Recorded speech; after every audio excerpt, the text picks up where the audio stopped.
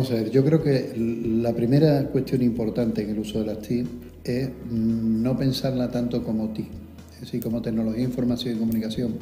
sino empezar a pensarla más como tecnologías para el aprendizaje y el conocimiento y como tecnologías para la participación y el empoderamiento, ¿no? De manera que lo que permita con ello es que el profesor cree y lleve a cabo una serie de nuevas experiencias formativas que le permitan crear nuevos escenarios de comunicación con sus estudiantes. Escenarios de comunicación con sus estudiantes que permitan que sean más flexibles, que permitan escenarios que el estudiante pueda trabajar independientemente del espacio y del tiempo entre el que se encuentre él con sus pares y también con el profesor, y escenarios que pueden ser enriquecidos con todas las posibilidades que ofrecen las tecnologías para aportarnos recursos visuales, para aportarnos recursos audiovisuales y también para que el estudiante se convierta, por decirlo de una forma, en un proconsumidor de información, ¿no? La última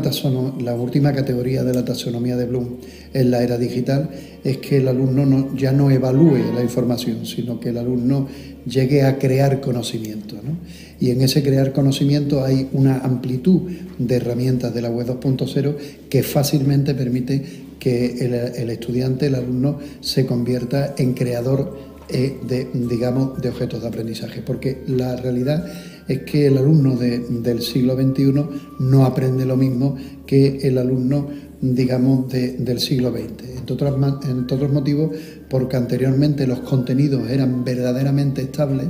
y por tanto duraderos, y entonces el alumno lo que tenía era aprender a incorporarlo o a interiorizarlo en su estructura mental, si queréis, a memorizarlo.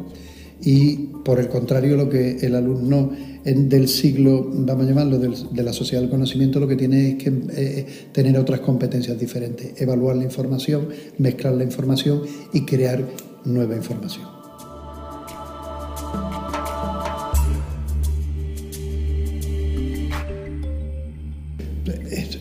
Bueno, vamos a ver. En primer lugar, porque vivimos en un mundo completamente, donde la amplitud de sistemas simbólicos que tenemos para comunicarnos entre nosotros es verdaderamente amplio. Pensar que hoy en día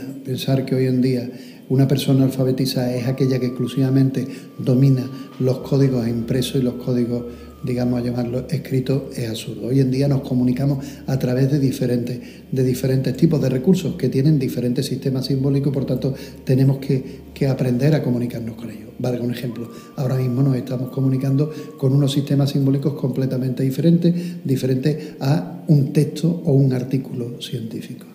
Pues esa es una competencia que tiene que tener el docente, es conocer qué diversidad de sistemas simbólicos hay, conocer también qué posibilidades comunicativas le ofrece esos sistemas simbólicos y lo que es verdaderamente importante desde mi punto de vista, no pensar que la competencia digital se agota o se acaba en un dominio instrumental de esas tecnologías o si quieres de esos sistemas simbólicos para crear mensajes. En el ámbito de la enseñanza, para mí la competencia digital es cuando un profesor es absolutamente competente, es absolutamente,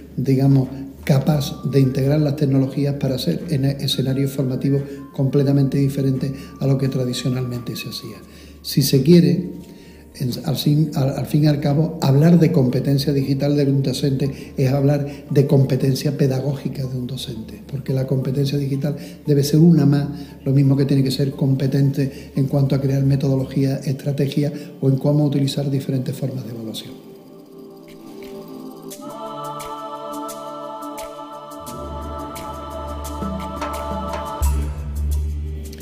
Hombre, en primer lugar que piensen que las tecnologías son unos recursos interesantes y verdaderamente válidos, pero que piensen que no por el simple uso de incorporar tecnología, los escenarios, él va a ser, un mejor profesor. Él va a ser un mejor profesor si deja de pensar en la tecnología y empieza a pensar en la metodología que aplicará sobre esa tecnología. Yo creo que, y otro digamos, de las cosas que puede ser importante transmitirle a un docente es que se dé cuenta que la docencia en el siglo de la sociedad del conocimiento debe ser diferente a la docencia que se hacía en la sociedad postindustrial, donde se requiere crear escenarios más colaborativos por parte de los estudiantes, donde se requiere crear escenarios más interactivos y hablando en interacción, no en este caso como participación, sino en la interacción con diferentes tipos de objetos de aprendizaje que nosotros, y ya no solamente nosotros, sino lo que es, digamos, pues toda la red, toda la galaxia multimedia pone a disposición de los propios estudiantes. Cada vez vamos sabiendo y vamos teniendo más claro que el alumno no adquiere toda la información en los contextos formales, sino mucha información que recibe, la recibe y la procesa a través de lo informales y no formales.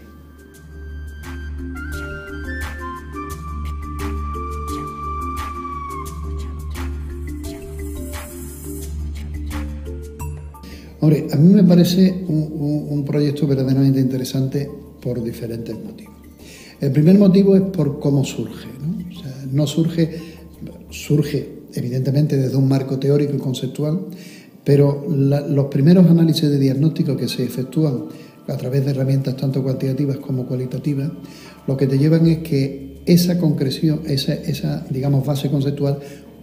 llegarla a concretar en lo que serían las necesidades pedagógicas y formativas en tecnología de un colectivo de docentes. Por tanto, eso ya me parece verdaderamente interesante. No es un proyecto generalista, aunque tiene visos de que puede ser transferible a otros contextos, pero sí que es un proyecto que va destinado a un colectivo muy determinado y a un colectivo en el cual se han diagnosticado y se han detectado lo que pueden ser sus necesidades formativas. Yo creo que ese es un punto válido.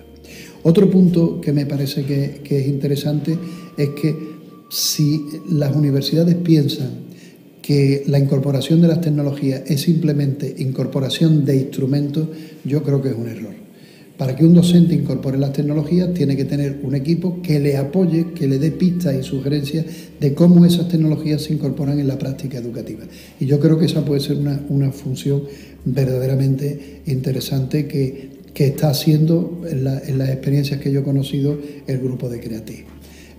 Lo que yo creo que la universidad debe pegar un salto más, ¿no? Y es que hacer esfuerzos para que pase de proyectos a, digamos, a otro tipo de elemento más implicado en la propia comunidad universitaria. ¿Por qué? Los proyectos se hacen precisamente para validar ideas, para validar modelos de acción y para validar modelos de ejecución. Yo lo que estoy viendo es que la idea de Creative es buena, el modelo de acción es interesante y el modelo de ejecución de estar trabajando con profesores de una área que creo que deberían extenderse a otras, y además en diferentes lugares y demás, a mí me parece bastante interesante.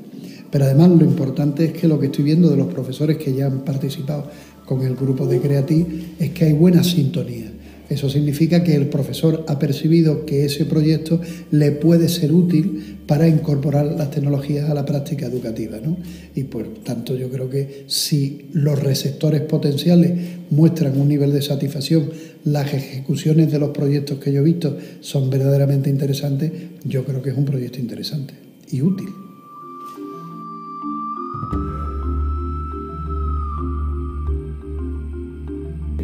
Hombre, yo creo que los desafíos serían, el primer desafío es saber dimensionar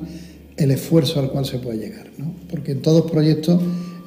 uno se cree que puede llegar a muchos sitios y entonces los proyectos esos fracasan por eso. Yo creo que es dimensionar el volumen humano que tiene, el volumen técnico que tiene, dimensionar hacia dónde puede llegar. Yo creo que el siguiente paso es una institucionalización más del proyecto Creative, que puede seguir llamándose Creative, porque la marca Creative, yo veo que la gente aquí habla de Creative como marca y por tanto eso utilizarlo, y después también evidentemente pues que vayan saliendo productos, ¿no? Y esos productos harán que los profesores puedan utilizar los productos que hagan otros compañeros, con lo cual el beneficio es doble. Una, creación de productos que van a ser utilizados por el profesor que lo han hecho, pero por el profesor que después, puesto que no se está pidiendo solo crear productos, sino que esos productos se validen en los contextos educativos, eso nos puede dar pistas y puede dar sugerencias.